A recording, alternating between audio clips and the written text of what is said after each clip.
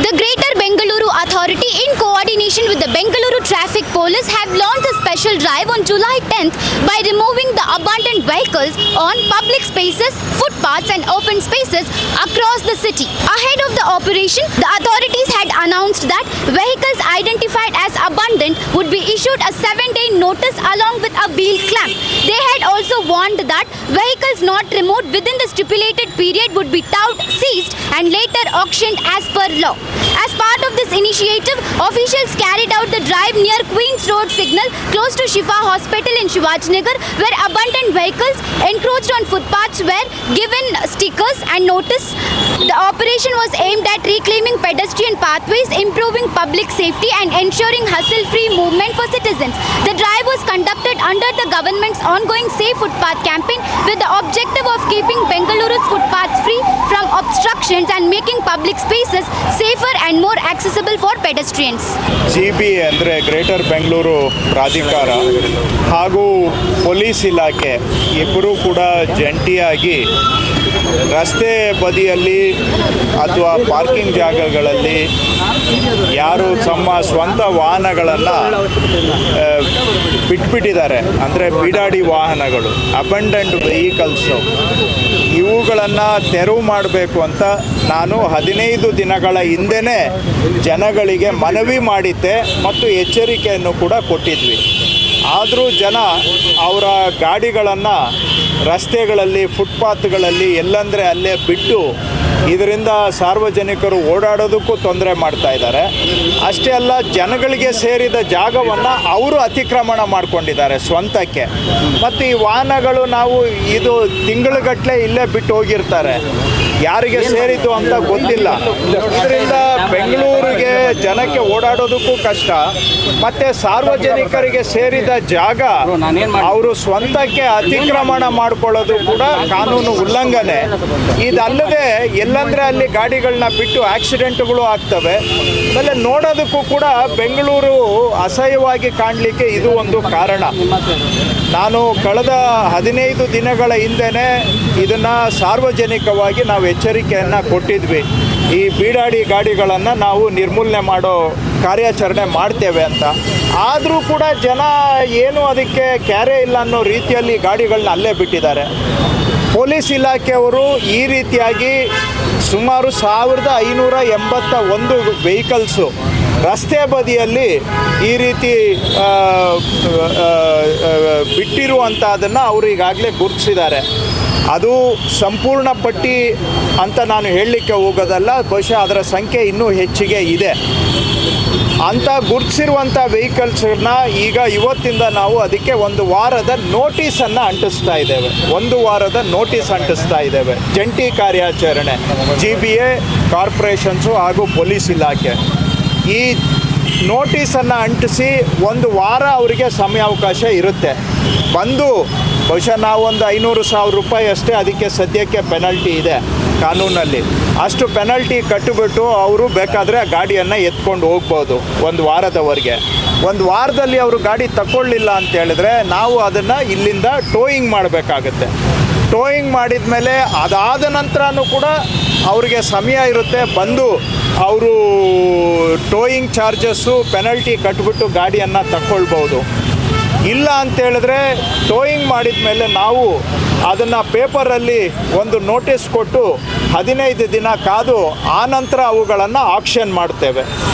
ಅದನ್ನೇ ಆಕ್ಷನಲ್ಲಿ ಯಾರು ಬೇಕೋ ಪಾರ್ಟಿಸಿಪೇಟ್ ಮಾಡಿ ಅದನ್ನು ಆಕ್ಷನಲ್ಲಿ ಕೊಂಡ್ಕೊಳ್ಬೋದು. ಈ ರೀತಿಯಾದಂಥ ಒಂದು ಕಾರ್ಯಾಚರಣೆಯಿಂದ ಇವತ್ತು ಆರಂಭ ಮಾಡಿದ್ದೇವೆ. ಇವತ್ತು ನೋಟಿಸನ್ನು ಅಂಟಿಸಿ ಆ ವೀಲ್ಗೆ ನಾವು ಲಾಕನ್ನು ಹಾಕಿದ್ದೇವೆ. ಅವರು ಗಾಡಿಯನ್ನು ತೆರವು ಮಾಡಲಿಕ್ಕೆ ಆಗೋದಿಲ್ಲ ಅಂತ ನಾನು ಪೊಲೀಸ್ ಇಲಾಖೆಯವರಿಗೆ ಹೇಳಿದ್ದೇನೆ.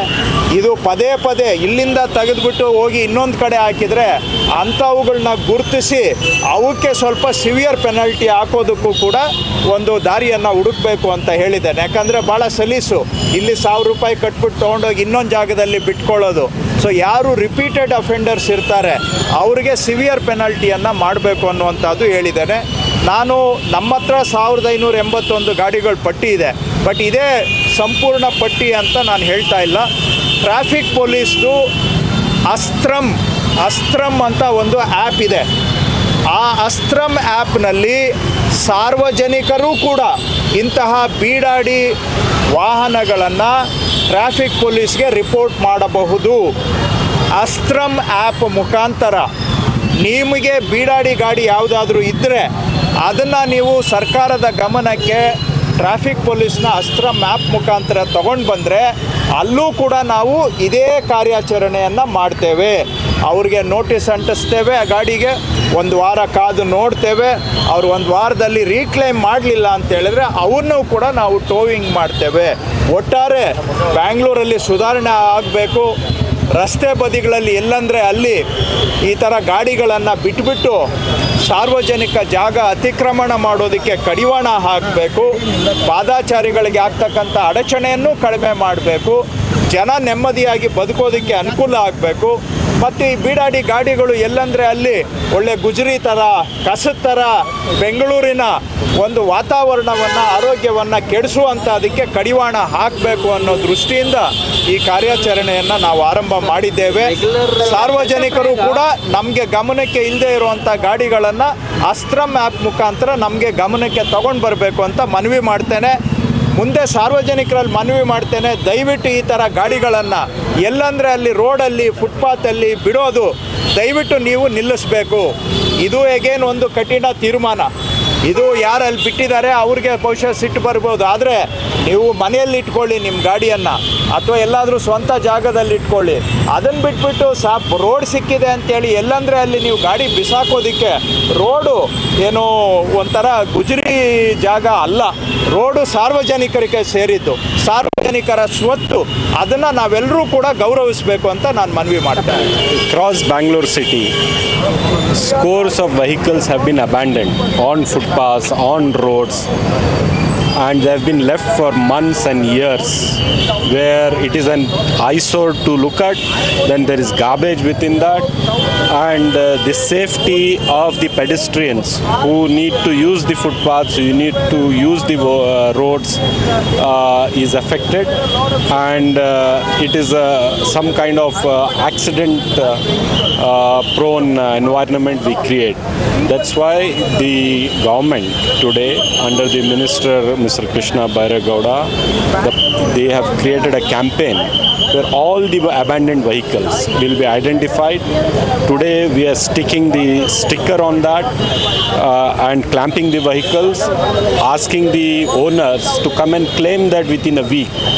If you fail to do so, we will tow that vehicles, we'll wait for 1 more week, and we'll then auction it. Right? Anybody who has abandoned their vehicles need to come, pay the fine, collect it and go. They cannot permanently, this is not, footpath is not somebody's private property. Main roads are not anybody's private property. These are public property. It belongs to everyone. Nobody can use this as their own and abandon their vehicles. So this drive is limited only to the abandoned vehicles, not for vehicles which stop and then move ahead.